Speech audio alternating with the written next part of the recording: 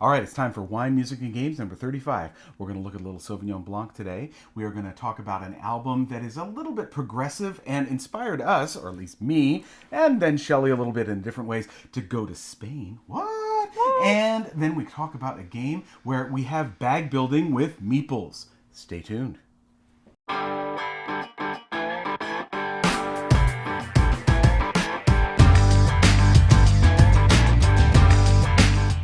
So how you doing, Honey Bunch? I'm doing good. How you doing? I'm doing fantastic. Hey, before we get any further, remember to subscribe, hit the bell so that you can get notifications. We come out every week, try to get out every Tuesday, and we look forward to having you join us. And hey, comment down below. We'd love to hear from you there as well. So we've got some wine, and Shelley, we're talking Sauvignon Blanc today, huh? That's right.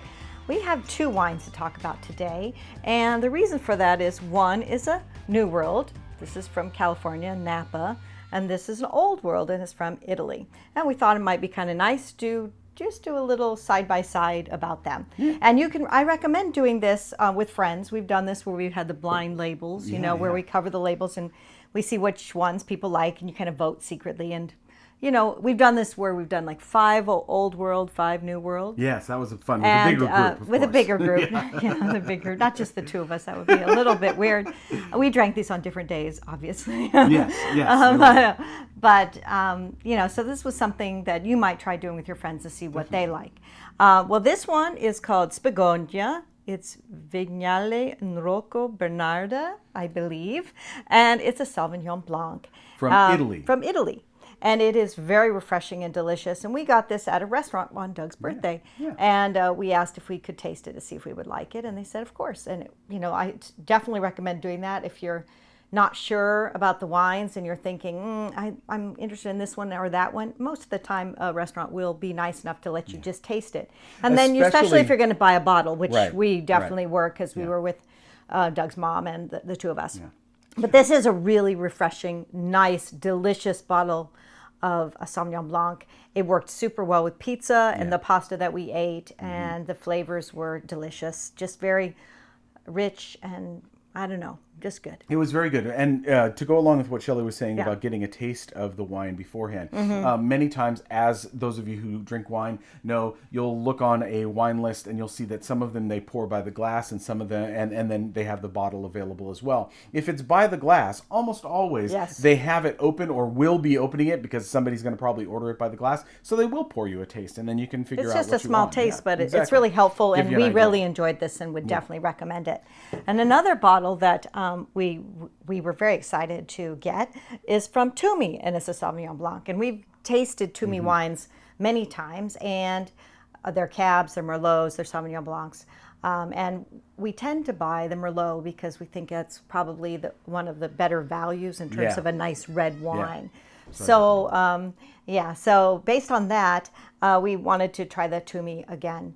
And what I can tell you about this wine, it is a typical, I think, Napa wine, because it's very, a lot of acidity, a lot of pineapple flavors, very strong flavors. It's very strong in the mouth. So if you like that and you like a Napa a Napa Sauvignon Blanc, then this might be one you could try. This is in a reasonable price range, only about $21. So very good. It's a very beautiful bottle. And Twomey is known more for their, I think, Cabs and their reds, but their whites are also fine. Yeah, definitely. Yeah. One of the things that you find with Sauvignon Blanc is different areas, even though it's the same grape, will taste very differently. So, for example, we're not huge New Zealand Sauvignon Blanc fans because it tends to have a very grapefruity taste. Or more grassy. Or grassy, exactly. Some people say some other flavors too.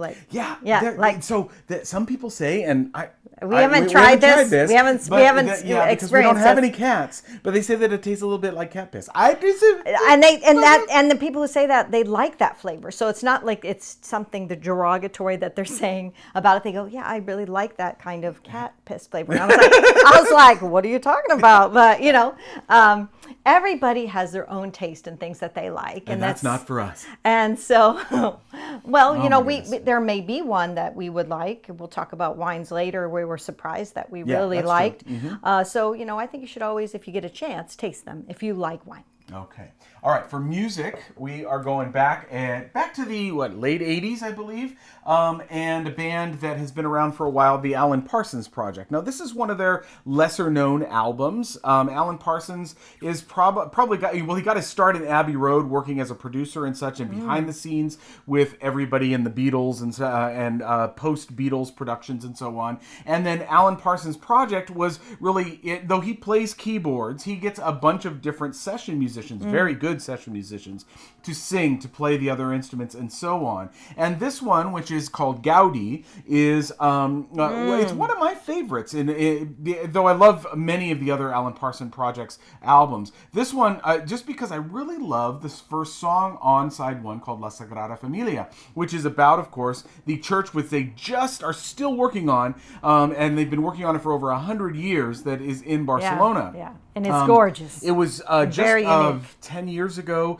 It was just consecrated because they finally were able to put the roof on it and stuff. But it is an amazing church, and I think the song here is really beautiful. And there are other ones. Standing on Higher Ground is also on here. So really awesome stuff from Alan Parsons Project and Gaudi. Worth checking out if you haven't listened to it. If you're familiar with the artist Gaudi, so that's what it's based on too. So the art, which we love, of course, lots of art. It's very organic looking. It's very beautiful, Gaudi. So, of course, the album reflects that too. Yeah, exactly. And now our game is one that, so we've played a number of this designers games before, and we've been lukewarm on them, but we're really happy to say that this one is really great, and that is Lions of Lydia by Johnny Pack. This is from Bellwether Games, and it is a shorter game, so a mid-level, kind of a super filler plus, if you will. And it is a bag building game. Everybody gets their own little bag of meeples. We have all the other items in the bag as well right now. And you are drawing a meeple from the bag and then using the different color meeples. Nobody has a particular color, but you're using that to trigger actions, which give you resources, and then you are ultimately purchasing cards that are placed around the outside of the central board. And the nice thing is that you know what is available from the beginning. So there's no that luck of the draw. Oh my gosh, Shelley just purchased a card and now we flipped over one and it's the exact card I need, or whatever the case may be. No cards get added, right? No cards get added. That is nice. You know exactly what's out there. And I will say, one of the cool things about this game and what comes in the box is you have eight expansions in the box, which add little interesting tweaks, add new cards, they add new possibilities for how to use and do actions. So I really like that. We played this a number of times, adding those expansions in, and I really, really enjoyed Lions of Lydia. How about you? Yeah, I think it's a great game, and you don't have to put the expansions in to make it good, which I also appreciate, that it's not, okay, well, let's try to fix what we did by putting in 5 expansions or something. That's not the case Especially when you're thinking 8 expansions. That's a lot for a box.